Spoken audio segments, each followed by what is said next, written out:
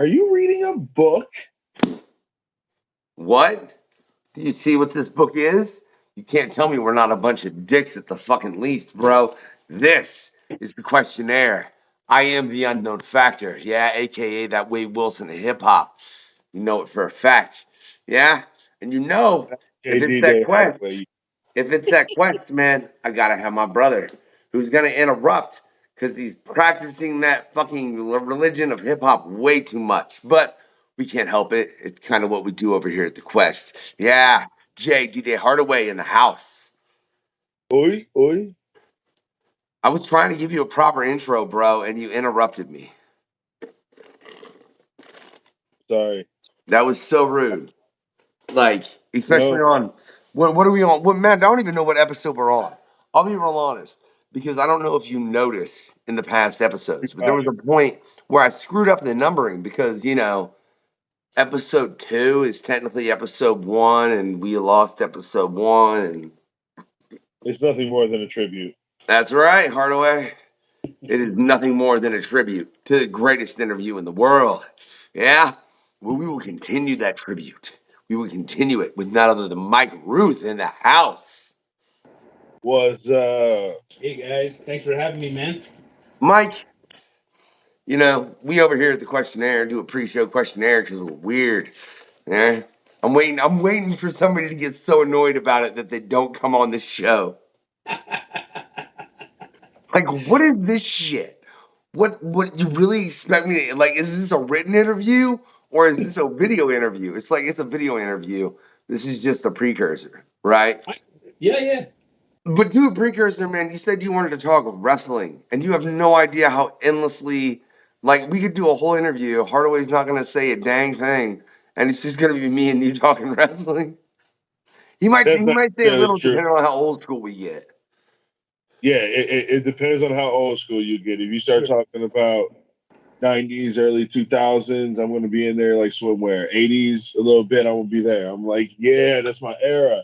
You talk about now, I'm going to look at you and go, who? I'm like, who?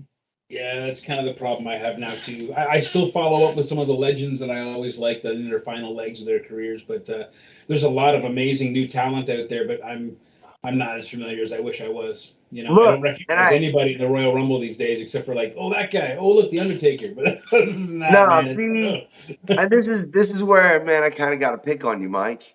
I got to pick on you a little. I love you for coming on, man.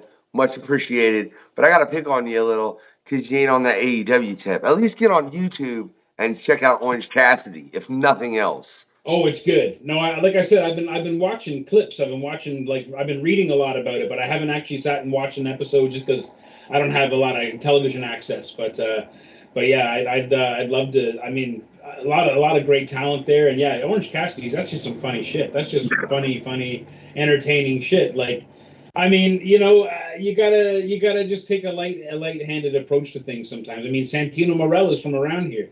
That Cobra that was it worked. It worked on TV. You know what I mean? It's funny shit. So yeah, I like that some of that gimmicky stuff. Some of it pushes my buttons a bit too much. Well, I mean, I get you, Mike. But like, how much have you seen of Orange Cassidy? I've seen him take some good beatings. I've seen him do some pretty slick, light on his feet kind of stuff. I've seen some finishes to matches and things like that. Yeah, he's got the people. He's got the people. That's what you need. See, and that's what, can I just say, that's what amazes me about him specifically. And this is a conversation I had a bit with David Whalen as far as, we're throwing that thumbs up, man. That's a whole different point. You can check that out on episode 8. Maybe 9. I might be wrong. We're too many episodes deep and whatever. Like I said, the fact that they're misnumbered kind of fucked me up. That's besides the point. But like he took and I feel like he did something so different that was so unique. It was just amazing. You know what I mean? But we ain't here just getting a bunch of wrestling. What would be the point now? We got David Whalen, or we got Mike Rooth in the house. I forgot who we were talking to. Hardaway. Just crazy. Look, I just want to know, when are you going to start your own wrestling comic? Man, that's always been the dream. But the weird thing is, wrestling comics. It's a real, to me, to my mind, wrestling and comics walk hand in hand, and they should be a very, very easy combination. But in the past, especially in the '90s, every wrestling comic that was attempted just died on its belly. Like even the Undertaker, Ultimate Warrior comics, the Road Warrior comics, they tried everything and they had the raw materials, but it just doesn't work. I don't know why it doesn't work. All right. There are a few that are trying to work, like that one. There's a one right now by what's that dude's name? I can never remember his name. Daniel Warren Johnson. He did that book, Do a Power Bomb, which is actually it's an amazing new image book about pro wrestling, and it's kind of about a legacy story where a young woman is chasing after the world title and wants to be a wrestler, but her mother was like the greatest wrestler of all time, and she died in the ring in a botched move. And it's a really compelling story. The artwork is sensational, and that comic is working because that comic is about wrestling. It's in the framework of wrestling, but it itself is just an amazing story about a daughter trying to live up to the heroic image of her mother, and then the characters that help her on the way. That's some cool shit. There's also one called Headlocked, which is a story about an independent wrestler, independent kind of wrestler's journey. I wish there was more wrestling comics. I'd love to draw wrestling comics. Have you ever heard of Ultimate Muscle? Oh yeah, man. Oh yeah. Awesome. That's where I'm probably being erroneous in saying that wrestling comics don't work, because I'm sure in the manga universe, I'm sure all that stuff is working just fine. Because of the way that artwork is delivered and those stories are delivered. I love the Ultimate Muscle stuff, man. I loved the little pink action figures when I was a kid in the '80s, and the horrible cartoon and the horrible video games that came out of it. I only say horrible because they're, it's an age thing, right? But I did enjoy them, and yeah, man, that was wonderful stuff. Wonderful stuff. Hey, look, all I have to say is I'm so hungry I can eat a cow. That was. Can I say, I think it's interesting you bring up comics being short-lived, though, because I remember just a lot of the things Chaos was trying to push with the WWE. Yeah. And and I read a lot of it, but it was to the point where it's like there should be something more there, but for some reason no one could ever figure it out. Why do you think that is, Mike? I think the problem with trying to tell a wrestling story from fiction is that, like, from a fictional standpoint, especially when you're using existing characters like The Undertaker or characters like this, you want to involve the supernatural, you want to involve magic and things like that, because those characters on television deal in that material. But I think you also want to have, like, to me, if I was going to do a wrestling comic book, I would do it about like, it would be about a wrestler looking. It would almost be like the wrestler of the movie, like that movie that Mickey Rourke. Mickey Rourke, yeah. It would almost be. It would be in that flavor, and that it would be an indie wrestler looking back over a long career, perhaps, and just some of the stories. I would try to do some of those behind the scenes kind of stories and how they would actually affect the outcome of the product sometimes. But yeah, it's a tricky thing, man. It's a tricky thing. I mean, if kids want the Undertaker to be a magic, zombie wizard, then that's the comic book, right? But are the kids buying the comic book? There's a disconnect. It's like the disconnect that happens with the MCU and comics. The MCU movies make so much money, but there's that trickle down is not happening in comics. And I still know most comic artists who drive cab on the side or deliver pizzas at night because, even though they're drawing Spider-Man, they still got to make ends meet somehow. You know what I mean? There's a real separation that's happening between those two media, and I don't know why. I don't know why that's not happening. So I think the same thing's happening with wrestling and comics a bit. Well, check this out. I'm gonna be 100. Hold on, Unknown. Go ahead. But I just real quick. I just gotta say, he ruined my next question before I even ask it, being like, I don't know. But go ahead, Hardaway. That just kind of annoyed me. What the hell, man? Go ahead. All right. Well, look. What I was gonna say was, I know a way we can get rid of that disconnect. All right. This is what we're gonna do. We're gonna talk though. Get the actors that play the MCU characters to interview those who draw it right those characters. Mhm. That's what we're doing. That's our goal. And I know I said that I'm saying that and whatnot. He'll probably bleep it out, and I'll sound like R2D2 and shit. Man, And look, no, I won't, Hardaway. First of all, whatever, that's fine because you're right in the fact that it would help the entirety of everything, especially if you could get it to the point like get Denzel asking questions to Stephen Grant as far as in reference to Two Guns, which I'm pretty sure a lot of people don't know is a comic book based movie. Mm-hmm. So, Yeah. no, I agree with your point, Hardaway. Proceed. You didn't think I was going to agree, did you? yes, but I was talking about like telling other podcasts this because people research and whatnot. We don't need them stealing our ideas. But the that's the goal and whatnot, because people are going to look up Ryan Reynolds, and if Ryan Reynolds is sitting there asking Fabian questions like, "So, why did you make Deadpool sound like me?" You know what I'm saying? That would be hilarious. You know that would be fucking hilarious. So that would be cool. Yeah. That's one of the main goals and whatnot, my brother. So we have our ideas and whatnot to help the industry and get things moving, and that's exactly what we're gonna do. Yeah. I hope that works, Hardaway, is all I have to say for the severity of everything. Because I think part of the problem, Mike, and I want to point this out, is you're right. There is a disconnect. Like, people will watch these movies, but they won't read these books.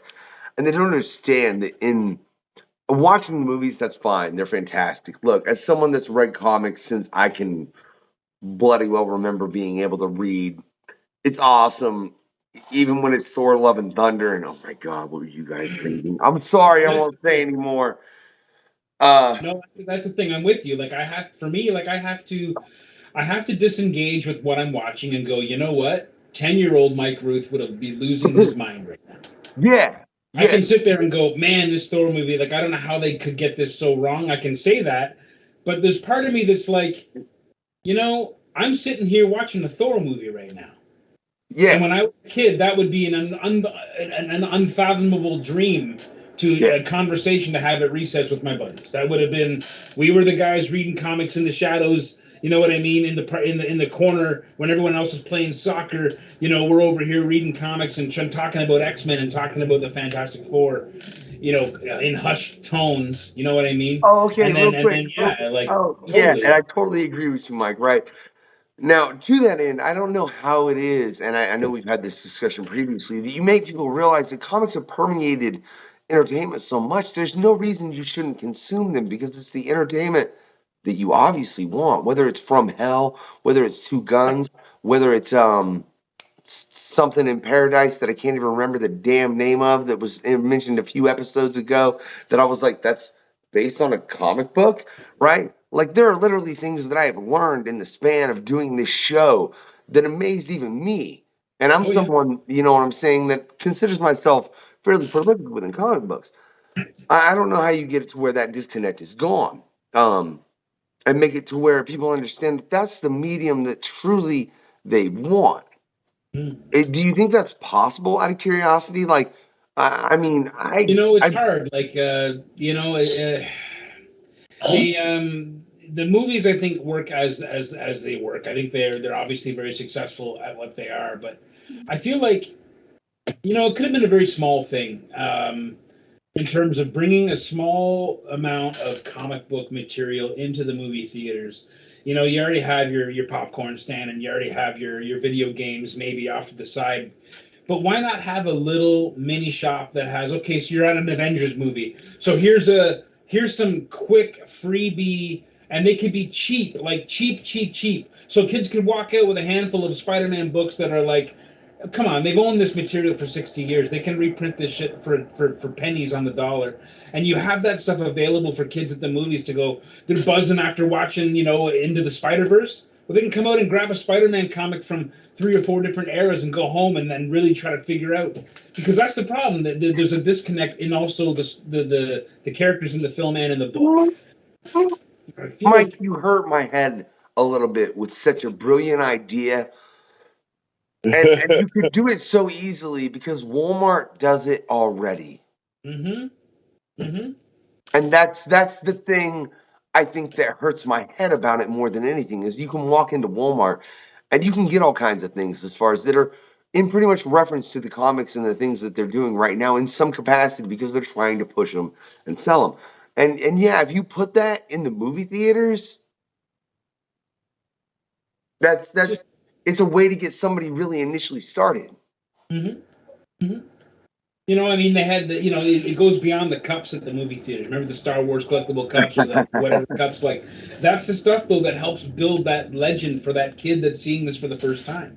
I mean, I think it's, I don't know. I feel like it's been sitting right there, and I don't know why. Maybe no one wants to pay for it. Maybe no one wants to put the effort into it. Maybe they can't standardize it across all theaters, and that's the issue. Whatever. I'm sure there's all kinds of pointless red tape that's I can tell you my belief is a conspiracy theory though. I think deep down the higher ups don't really want people to read. That's what I think it is. They want you to read what they want you to read. Comics give you I said, inspiration. Hardaway, we weren't getting into conspiracy theories. I said that before we started the show because what we was on at the beginning of the show. But I don't want to agree with you, but I will anyways. I'm just saying. I'll shut up now so we don't get shot in the alleyways. God, dude, between this and what we do is Killer Factor with me and DKB, I am going to end up dead. But that's besides the point. Jesus. All right, back to what you said a moment ago, though, Mike. You were talking about the Fantastic Four as far as reading them. That makes me very curious as your least favorite character currently. Oh yeah. I'm a person who's been a Fantastic Four fan since I was a very little kid, like 4 or 5 years old. The Thing is my favorite character. Marvel 2-in-1 is my favorite comic book, and that's because the Thing was a very accessible character to me. God, no, don't see. Go ahead, Mike. I don't want to jump ahead and ruin any questions. You're jumping ahead because that's another thing. Like the fact that it's 2-in-1 is so interesting to me. You know that? Like the fact that that's your choice. Like out of everything that everyone has listed, you had some, bro. You had some very very interesting answers on the questionnaire. Like some on point ones. And the 2-in-1, like I can't tell you how many 2-in-1s I have.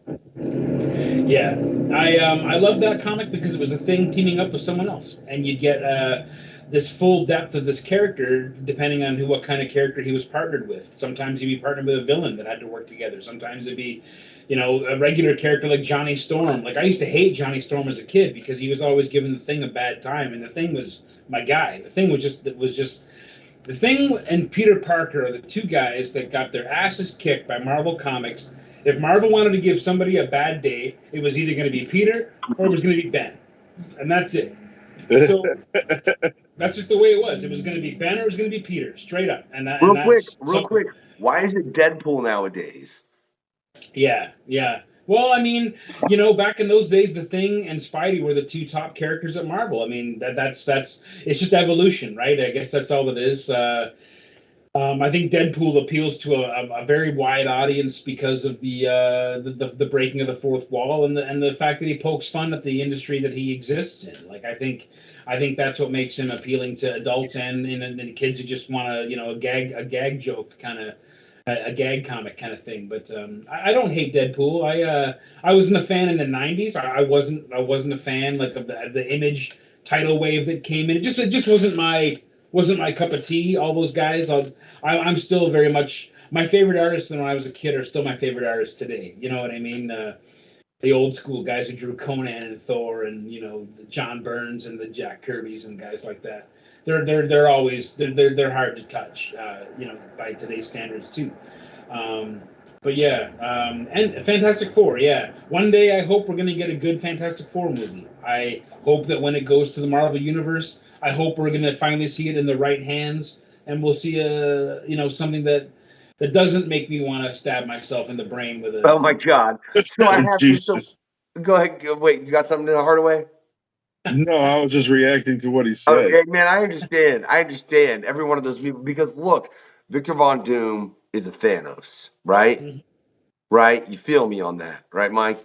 And they've never built him up that way. He's always been like, look, I'm the villain. No, dude, you're the villain 3-4 movies in that like comes in and just wrecks everything at a level that no one understands. And they're like, what just happened? What just happened? Why did the world break? And they've never done that, and I fully agree. Now I'm curious. Doom is the prototype. Doom is the original blueprints of all the archetypal villains that we have today. There would have been no Darth Vader hadn't there been a Doctor Doom. I'm fully agreeing, man. But I'm curious then. With have you seen the new Doctor Strange? Yes. Yeah. Okay. So do you think that they should keep him as Mr. Fantastic, or do you think they need someone else? You know, I didn't hate that choice. I thought it looked okay, and I thought it was a joke because I saw for the memes for the months leading up to me seeing that film, because I saw that film only recently, but I didn't know that was an actual thing. I thought it was just something Photoshop that went wild on the internet. But when I saw it, I'll be honest, I watched that movie by myself. Normally I watch everything with my wife, but I was alone that day, and I just decided to throw it on for fun.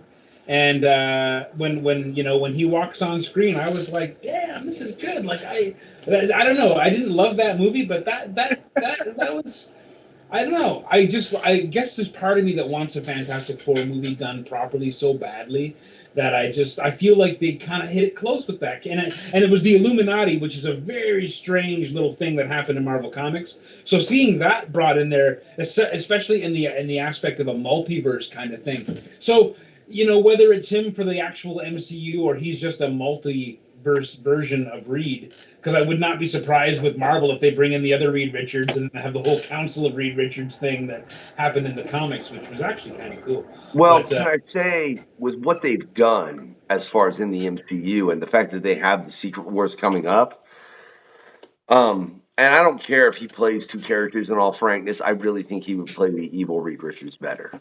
The name always escapes me. John Krasinski, that guy? No, the name of the evil Reed Richards, what he went by, because it was the... Oh, yeah, shit. Yeah, sorry. You're good, man. It always escapes me. I don't know why, but it's the something. Yeah. Yeah, and it was like his dad, too, or something, right? Like, that was the other weird twist at it or something. I'm trying to remember now. No. It was just a different read because I recently read the actual sequel. Oh, okay, yeah. Current Secret Wars that they just did. Okay, and it's got both of them. Okay, interesting. Yeah, I can't remember what he was called. I'll be honest with you, I haven't read a lot of anything from Marvel in a little while now. Just I haven't been to the shop, and this is probably before the pandemic, but I pick up little highlights here and there. So I know. Believe me, it's been rough. I still get a couple of books. I got Swamp Thing because I love Swamp Thing, and I got to draw Swamp Thing, so that I'm attached to that. Yeah, honestly, man, I just a few years ago, I'm not sure what it was, just something kind of switched me off. It wasn't so much the pandemic as it was happening before the pandemic anyway. That they relaunched the FF, and I didn't love it, and they turned Franklin Richards into like a weird little douchebag, and I just was like, what are they doing, And I don't know. I thought Dan Slott was an interesting choice for the FF. I would have loved to have Chip Zdarsky, because he wrote the reboot of the Marvel 2-in-1, and it was perfect. I'm also just a big Chip Zdarsky fan because I went to school with the guy. But he was a brilliant writer, and he gets those characters. But real quick, just so no one bites my head off in any comments, it's the Maker, and I love that name for Evil Reed Richards. Yes. It's phenomenal. I honestly think Jim would play a better version of the Maker than anything else, and then give someone else like a positive Reed Richards. That's just my opinion based on what I've seen. Like, I think he would play a phenomenal Maker. I think he could play a creepy Reed Richards with that, especially the fact that he got tore apart. It makes sense why he would be scarred. Mm-hmm. Like, there are so many levels to that they've already built up. Yeah, his ending was nasty in that. That was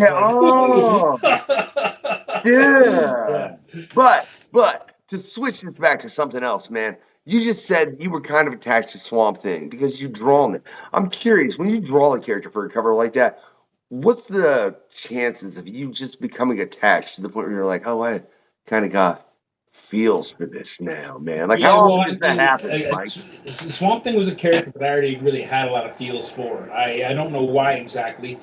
I often will tell the story.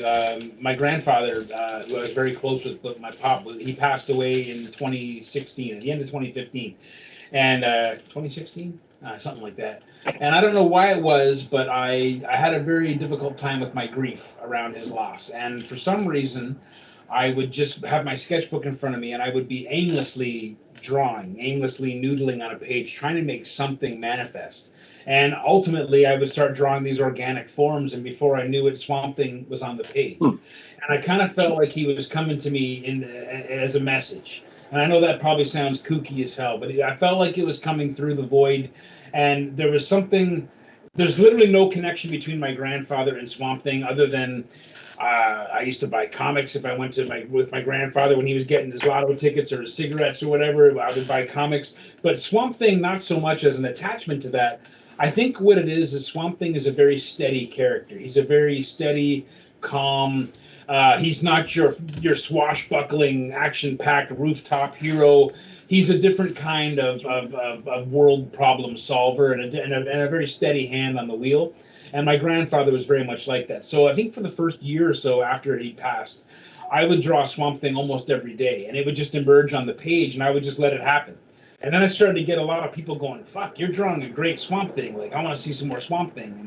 And I would just actually go into the drawings without any kind of plan. I would just go in with a wet brush, and I would just start drawing, and it would just happen on the page. And there was a little bit of a healing that was happening there for me, but there was also it was really just getting my hand warmed up for the day of drawing whatever my actual assignments were.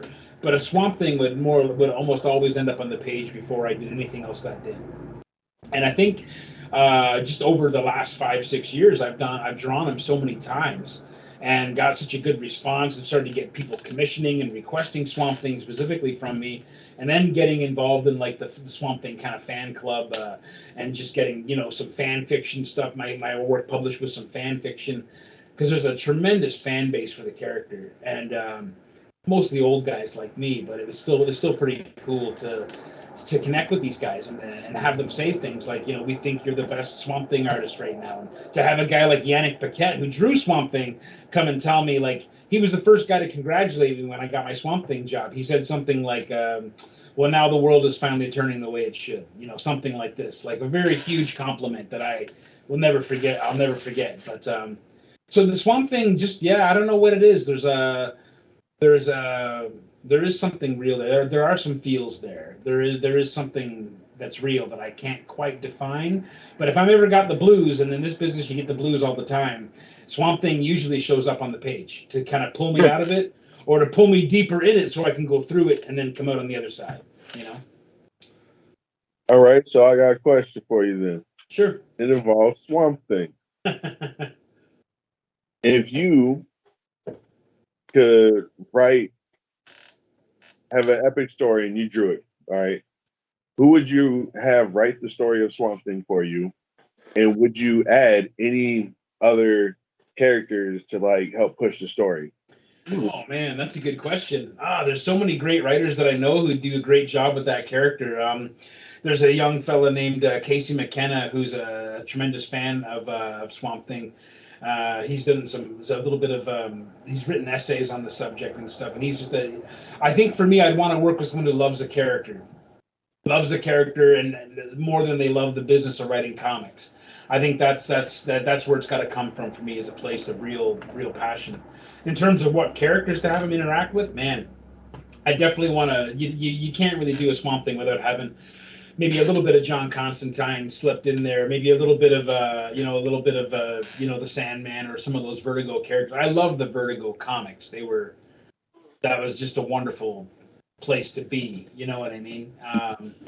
So yeah, it would be hard to do Swamp Thing and not want to add Etrigan or characters like that you're used to seeing show up in there. I don't know. I just love drawing them. I don't. I'll draw him doing whatever, you know. I'm curious then, man. So specifically Swamp Thing, you had an obvious attachment to. Are there any other characters that you've drawn for work purposes? Ben Grimm, yeah, the Thing, Ben Grimm. He's my guy, and he for many years was dogging me. He was very much like the White Whale for me. Like I would try to draw him, and it wouldn't be right. It would be like a 6 out of 10. It wouldn't be what I wanted. And so I always was kind of like Ahab and the White Whale. Like I would try him and he would come out too sinister, or I would try him and he'd come out too derpy looking. But eventually I just got a way of drawing him where you connect and it just happens. And now I feel like I can draw him standing on my head. Like now I feel like we come to an understanding. I want a video of that, Mike. Sure. I'm serious. You standing on your head, being I got my DDP yoga going. I got to practice my headstands first, get solid on those. Yeah. Then I'll draw, right? So, look, if you could draw anything standing on your head, frankly, I'd be fairly impressed. I'd be like, all right, then. I couldn't draw that to begin with. He did it standing on his head. Fair enough. So you're right. Well, let me take that question Hardaway just asked and flip it around a little, man. And let's say you could do a Ben Grimm story, like the art wise. Who would you want to write that? Ooh, that's good. This may sound like a weird, controversial answer, and I'm not a big fan of the man, but I think a Ben Grimm comic written by CM Punk would be pretty cool. He has written for Marvel before, and there is a connection with that guy and those two. I don't know what it is. I'm not a big CM Punk guy. I'm not a mark for CM Punk at all. But I feel like he might tell an interesting story. Oh my God, that was the most unexpected answer I think you could give. Like, are you serious? You said a pro wrestler, bro. Like what? He's written for Marvel. I mean, I accept the answer for Marvel. I mean, he did. I know. All right then. Wow. I would, if I was drawing the Thing comic, though, I would definitely want it to be within the years when he was the wrestling champ, because that's what I love. That Thing comic, the solo 36-issue run back in I guess it was from probably 1983 to 1988, something like that. The Thing series. No, I guess it was only about 3 years long. It's somewhere in that range. But in that comic, it was him after Secret Wars. He comes back to Earth. He can control his ability to transform back and forth for the first time in his life. He is so happy he's back on Earth. He is running to Alicia Masters. He can't wait to see Alicia. He's been away for all this time. He knocks on the door, and Johnny Storm answers the door wearing a towel. And in that moment, the Thing figures out what's happened, because Johnny and Alicia fell in love while Thing was away in Secret Wars, being Rocky Space Ranger Grimm. And when he comes back and sees that his best friend is sleeping with his girlfriend, he gets pissed off. He changes into the Thing, and he can't turn back ever again. And he's trapped again. And we're back to the status quo again of Ben Grimm being the unhappiest bastard in Marvel, the unhappiest guy there is. And we're flipping topics way too much here. I love it. All right. Well, on top of flipping topics, right? I'm gonna do it again, right? Because you said status quo. Mm-hmm. And man, I'll tell you, the status quo for people that were gonna answer this questionnaire, as far as any answer that I ever expected to get on film that least lived up to the comic, was The Watchmen. Mm-hmm. Now, I've read The Watchmen. I've also watched The Watchmen. I have not read the future stuff that DC has done. I haven't had the chance as far as, you know what I mean? But just the original graphic novel in comparison to the movie, dude, what's your gripe? Well, you know what it is? To me, I don't feel like a film is the best way to tell that story. I feel like you don't have any way but to tell that story in 3 hours, except for chopping out really crucial things. I do feel like the film succeeded in a lot of ways, and the end bit, like instead of using the giant squid, which happens in the comics, they still get the point across with what they have to do. So that's not what bothered me. There was just some stuff about it that bothered me that I can't really. Like, if you read the book, the combat scenes in the book are so subtle and they're so simplified and they're so perfectly drawn by Dave Gibbons. They're just very nice and clean. And in the movie, it's all just mad kung fu, and every fight scene is just absurd and over the top. And I guess that's just the way maybe that's the way movies have to be. But there was something so, I don't know. I tried watching it again. See, when I first saw that movie, I saw it twice on the same day when it came out, because I was smitten the first time around. Because I had my fan goggles on, and I was like, "This is rad!" I went bananas. And my buddy had just come home from Afghanistan and on his tour, and he'd come home and he was like, "You went and saw The Watchmen without me, and I got home today." And I said, "Well, we're gonna go watch it again." So we went and watched it again that night, and it was awesome to watch it with him. And we both had similar gripes when we came out of it, but out of it overall, we were like, it was 3 hours, and it was fine. So flash forward however many years it's been, I haven't seen it since, and I watched it last year. My wife and I sat down and watched it. And, I don't know what it was, but I found so much of it just really unpalatable. And I don't know what exactly. The fight scenes turned me off. The costumes turned me off. There were some brilliant things about those movies. Like the whole comedian thing was perfectly done, to my mind. Agreed. I just sort of feel like Dan. I have a hard time believing the new Night Owl is a middle-aged dumpy guy. You know what I mean? When he's pulling off he looks like he does, and he's doing all these killer fight things. I guess I was hoping for something that was a little bit more. I mean, I don't know. For me, if I was going to tell that story on film, I would do it just like the comic. I would do it in 12 parts. I would stretch it out. I would make every one of them at least an hour, but maybe more. And I would really, really try to tell. And but in that point, it's like, do we even need to have the frame by frame retelling of things anymore? I don't think we do, because a film like, say, I'm trying to think of a good example. There's a lot of them, but when a film can take a core idea or a long story that feels like it needs all those details for it to work, and they can chop those details out and still capture the core of the story and still tell a good story. Well, I would say V for Vendetta then, wouldn't you? Vendetta. I feel like that's a very successful thing, because if you read the V for Vendetta books, they're both 10 issues, double thick, lots of content. Brilliant. Every word of it's brilliant. Every page is a fucking sensational art piece. But it's a dense material that would be very hard to tell on TV.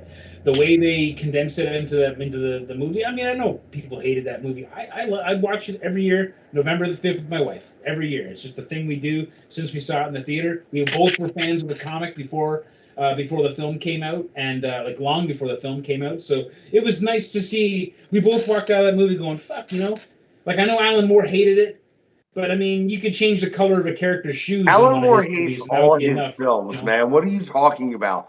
Nothing has ever been made that was a comic book that Alan Moore wrote that he was happy about. And look, Alan, I love you. I hope we bring you on as a guest in the later future. We can discuss it in depth. I promise, man, because I really want to know why you hate it so much, bro. Because I feel like no one's got in depth with that with you. But that's besides the point, right? But I mean, sincerely, name me a film that was Alan Moore's work that was done into a movie that he was like, this is dope. There's a reason his name's not on any of it. Right, exactly. Yeah, exactly. Yeah. It just happens, too, in comics. I mean, my good example, my friend Ben Templesmith, who was the artist of the 30 Days of Night comic book, which became the movie, of course. I got to know Ben about 4 or 5 years after that movie came out. Maybe not that long. Maybe it was about 2 years after that movie came out. And I remember just, being a fan of Ben's and then getting to know him and becoming friends with him. I asked him one day, I just said, what'd you think of that movie, man? Because I didn't hate the movie. I thought it was good. I loved the comic book, but I loved the comic book. But I thought the movie was okay. It was fine. I thought the way the vampires worked were cool. I loved all the overhead panning shots all over Alaska. Like, I thought the film was beautiful. I asked him what he thought about it, and he said, what does it matter? And he's like, it doesn't matter. Because what I did was on paper. What I did did this and did that and did this and went here. It doesn't matter if I like it or not. And I'm like, okay, I'll just ask him, you know. But he didn't know how to answer the question because he didn't understand why it mattered. And I was like, well, you made the comic book. I would think that would be a pretty big deal for me. Like if Dodge ever becomes a comic book or a movie, like I'll be pretty stoked. Up with him. I want to pick his mind so much about that. I really do to great degree because that is the most like I want to be like that's really your answer. What does it matter? Like, bro, you made like I don't know, like because I know Stephen Grant, like we talked about Two Guns, and he's like that's a dope movie. You know what I mean? And he obviously wrote the comic. I just for someone to not have a perspective of something that they've written that had been turned into a different medium. That baffles me, Mike, on a completely. All right, so. Oh, my head hurts. Go ahead, Hardaway. Here's something crazy. It doesn't blow my mind. And the reason is, when I was in school and they were teaching me about graphic design and stuff like that, doing your artwork, they told you, yes, you can like your artwork. Yes, love your artwork. But it's not your baby. You treat it like your baby. When it gets criticized or someone doesn't like it, your feelings are going to get hurt. And then when your feelings get involved, your actual work and ethic goes down. All right. Now, that's not saying don't enjoy your work. That doesn't say dislike your mess ups. That's saying don't let it overwhelm you and overtake you. All right. So I can understand when someone says, what does it matter? Because at the end of the day, the ones that like it are going to buy it and the ones that don't won't. I'm still going to collect my check. You know what I'm saying? So, and I know, like with the artists too, like in a case of a collaboration that becomes a film, if it's a writer and artist collab, the writer gets that money. The artist doesn't typically get that money. One of my good friends is Sandy Carruthers, who is the creator of Men in Black, the comic book, but he was the artist. And he's had none of the fame and none of the glory and none of the things that come with the writer who sold that property, made those films, made that franchise, made that cartoon, made the action figures, made all those things. Sandy's just a dude, an awesome, brilliant, amazing artist in Prince Edward Island who never saw another dime for that. So and that happens in comics. Now I don't know that Ben had that experience with 30 Days of Night because he was the artist. It was Steve Niles who wrote the book. So it's hard to say. There may have been enough of a pay disparity that he was like, it doesn't matter if I like the movie or not because whatever. I got my 8% or whatever it was. I don't know. That is an interesting thing, though. That is a thing that I'm aware of, that a lot of artists don't get what the writer gets. Now, let me ask you. Well, Mike, I'm curious, man, on that note. Why do you think that is? Because it's obvious that the artists have a great influence over how everything is to be shot within the film. Because, I mean, the writer's just giving a script. I mean, I'm aware. I mean, I write hip-hop. You know what I mean? So it's Hardaway. And I know when I'm sitting there and I'm spitting lyrics, I know for a fact that while I'm telling a story, that story is probably going to appear slightly different in everyone's head. You know what I mean? Sure. Like, I'm fully aware of that. They're going to create the situation themselves, and it's not going to be exactly what I pictured. It's not. I'm aware of that. So why would they not understand that the artist is so important? And why do you think there is that separation? It's a good question, and it's one that it's ongoing in the industry, and I'm not sure why that is. I know that guys who write comics get way more money than the guys who draw them. I know that the guys who draw comics put way more time in. I'm not saying that writing is easy because I personally find writing to be incredibly difficult, which is why I've never really created my own written and drawn project that's just from scratch, all me, because the storytelling aspect, I can sit around a campfire and tell you the story, but when it comes to actually putting it together, I have to draw it. That's how my brain works. But I think I'm not really sure why there's that. But I mean, a writer will sell a script to Hollywood, or sell it to whoever, Netflix or whoever, and at that point, the comic book existing or not is out of the question. Now it's just a story that someone else is going to take and visually reinterpret on TV in a different medium. Now, if they decide to, in the case of, say, like 300, where you have a lot of shots in 300 that are shot for shot from the comic book, well, that's because Frank had a hand in every shot in that movie. Very rare will the situation be where the artist has that kind of privilege. Very rare again where the writer will. Sometimes the writer will. I think Ben ended up going to the set on 30 Days a Night a couple times, but I don't know what his role was. You know what I mean? It might have just been a what do you call it? Like a tribute kind of, hey, how are you? Welcome to the set. Kind of, here's your movie. Well, and I mean, you bring up Frank Miller, man. The same thing can be said of Sin City. You know what I mean? Like exactly. Yeah. Shot for shot. And why not? It was perfect on the page. And that's where you get that thing happening that works, you know? Why do you think Miller was able to achieve that so well? Because he owns it. I think that's the difference, is he owns it. And I think when you're a character who's written for Deadpool or something at Marvel, like say a Daniel Way or a guy like that, you can take those stories that you've written and you could change that character's name, change the origin, change it, whatever, and sell that concept, that all the foundational pieces of that, and make it into something else. I think that's the difference. I think Frank owns Sin City. Frank owns 300. So he was going to have his, like I own Dodge. I'm a co-owner of Dodge. So if Dodge ever becomes a Netflix show, I want to be on the set. I want to pick who's playing the characters. I want to have some hand in it, because it's mine. You know what I mean? I would feel like I want to have something in, unless it was just a case of like, here's the money, shut up. We're gonna take this story and put it in outer space. And that's it. Well, I mean, I don't know, but like, here's $100,000, Mike. Shut up. We'll be back. All right. Yeah, right. In that case, you shut up. I feel you. I understand that point. Okay. Yeah. I got a curiosity question then, man. Let's say out of everything that has been done at this point in comics, what do you think would translate best to film that just hasn't been done? Ooh, that's a good question, man.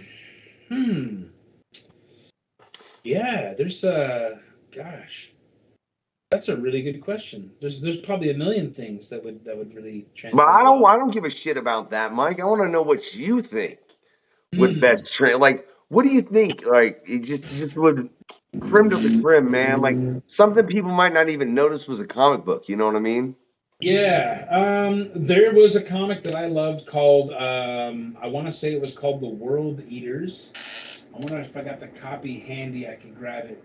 It was a comic book that was about. It played with the idea that that in the war, that Hitler was really interested in the occult and really interested in supernatural weapons to defeat his enemies. And in this comic, he figures out a way to at least create the illusion of summoning the Norse gods into existence by using old Norse spells and mythology, and actually summoning them into existence to be allies against the Allies. And he succeeds in doing so. And the hook in the story is you later find out that the way he was able to do that was that's where the gas chambers and things came into it. That's where the sacrifice came from, to bring these gods into reality. So it's this really grim moment where you're like, fuck, and now you have a different motivation behind that extermination angle was actually to bring in supernatural powers to defeat the Allies. And that would be done properly. I feel like that would be a pretty epic, a timely film. The comic's incredible. I can't think of the guy's name though. I know if I got a copy of it around here somewhere, I can show you. Well, you look real quick. Well, I just point out, I want a Gleek movie. A Gleek movie. And you can have him starring Snarf as well. Snarf from the Thundercats. You could have the Copper Kid from the Silverhawks. Yeah, just the Misfit Club, right? That'd be good. Like Gleek. Yeah, I couldn't pick a character. I found that to be an odd question. I was like, I don't think I dislike any characters, to be honest with you. But then I thought about it, and I'm like, yeah. I guess Gleek probably annoyed me as a kid because the Wonder Twins annoyed me as a kid. I found their power so frustrating. You know. I honestly Bucket of water, really? That's the best you got? You're fighting dark side, and you're a bucket of water now? Nice. Yeah, look. I go ahead, Hardaway. completely agree that it was trash. I mean, Like, it's the Wonder Twins. When people talk about how Squirrel Girl is a trash Joe character, I'm like, bro, you have the Wonder Twins in existence. Like, you cannot claim it. Look, name somebody Wonder Twins beat. I'll wait. This is the point where I like to disagree with Hardaway, Mike. I do it often. If you review the show, there's just oftentimes I just disagree with him. Sometimes I do it just for shits and giggles. But in this particular instance, I have to shut up and agree, man. But I still want to know, right? Who the hell is Matthew Good? Oh man, Matthew Good. I forgot about that question. I don't know if he's Canadian or not. Is he Canadian, Matthew Good? Oh, yes, he is. It's a musician. He gets played a lot in Canadian radio. I don't know if he's Canadian, and that's why. I just can't stand his music. I never could. And a lot of people love him around here, and I'm all like, I don't get it. I just don't get it. I want to pull out my beard when I hear it, but that's just me. Well, firstly, he is Canadian.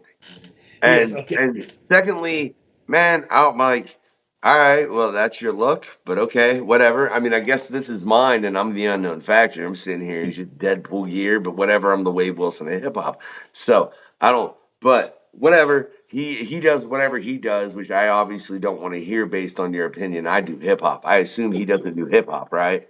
No, it's not hip hop. No, Yeah. It's very radio pop, whiny boy stuff. Okay. Looking at him, just looking at his picture, if you told me he did hip hop, Mike, I might be like, hey, this interview's over. But all I can say is this.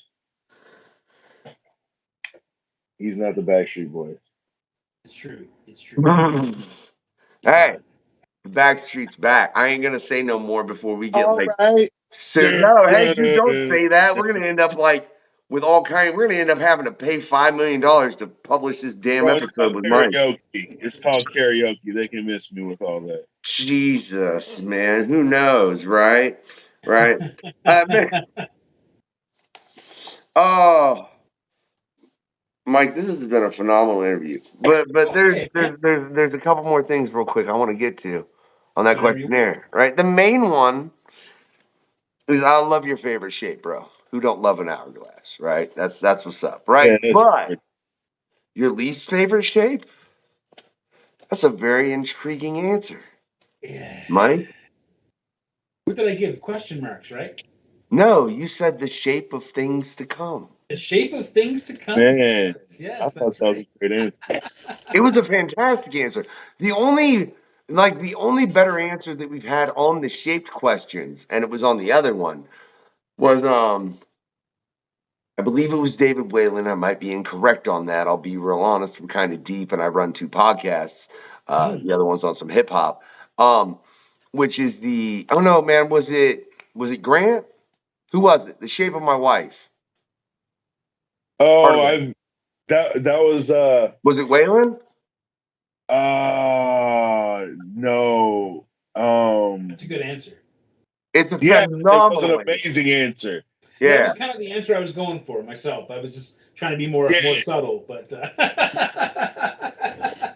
yeah, but he just flat out said the shape of my wife, and it's like, well, I like it.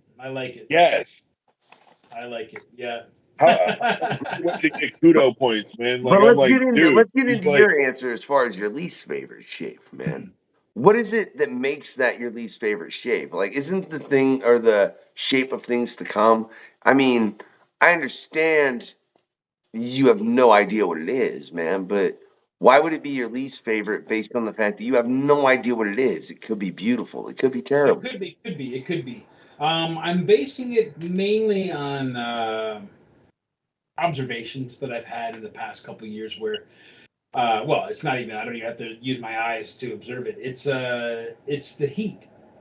It's getting hot, and I live in Canada, and I live in a part that should normally be cold, and it's So not. you're referring to a global shape. I mean, I feel like the shape of things to come is I think we're going into I think historians call this point in a society's story arc the crumbles, where we have achieved the greatest things we're going to achieve, and now we're kind of on a bit of a downward slide, and it's all due to our own actions and our own decisions. And I feel like that is an unknown, terrifying shape, because I feel like I don't like the heat. I'm not built for the heat, and I'm getting warm in the summertime to the point where I feel like I have to move further north, or I have to move right into the ocean. You know what I mean? I just sort of feel I'm watching my industry kind of take a very interesting free fall right now, and COVID made a lot of us stronger and more versatile in terms of how we're able to adapt and build our lives. And I feel like I'm one of those people that tried very hard to pivot on my heels and try to stay on my feet during the whole thing. You know, when the shows all were gone, when all the conventions were canceled, that represented 90% of my income that was suddenly gone. So I had to figure out a whole new way to operate. And that's why I turned the video camera on and had some friends hook me up with the gear, because I am not a computer guy. I'm not a technology guy at all. But I had some friends hook me up with the gear and a microphone and a camera. And I feel like I was able to quickly adapt and just get online with my work and do live sketching. Like I could have been drawing the whole time with you guys here. I do that most of the time when I'm on interviews. I just draw because I just feel like I think better sometimes when I'm drawing. But I've been drawing for 3 hours before I came onto your show. So, so I was kind of maybe a little less drawing. But next time we can do an interview and I'll draw the whole time if you want. You can put that up on the show. We will totally plan for that, Mike. I assure you, man. Can I say, this has been a phenomenal interview. I won't even lie. I know there's 30,000 more things we could go into. I feel like Hardaway ain't asked much. Huh? Man, look, I asked a couple questions and the man gave phenomenal 15-minute answers. So it's like, what do you want from me? You want me? Okay, check this out. I got something for you. I got something for you. Who do you think can beat Popeye? Ooh, who can beat Popeye? Oh, that is all right, because that yes. Let me say this though, because people don't remember. For one, anything Popeye punches becomes a smaller version, like the lowest denominator of itself. He hits a puppy, that motherfucker becomes 10 puppies and they're young. You're right. Right? Like an old dog becomes 10 puppies. Okay. That is phenomenal, man. That's a phenomenal question. Now hold on. Also, his own creator erased him from existence, and Popeye said no and brought himself back into existence. So it's like the idea, who can beat Popeye? That's the question. Oh, man. I don't know, like One Punch Man? I don't know. I don't know. That is a really good question, man.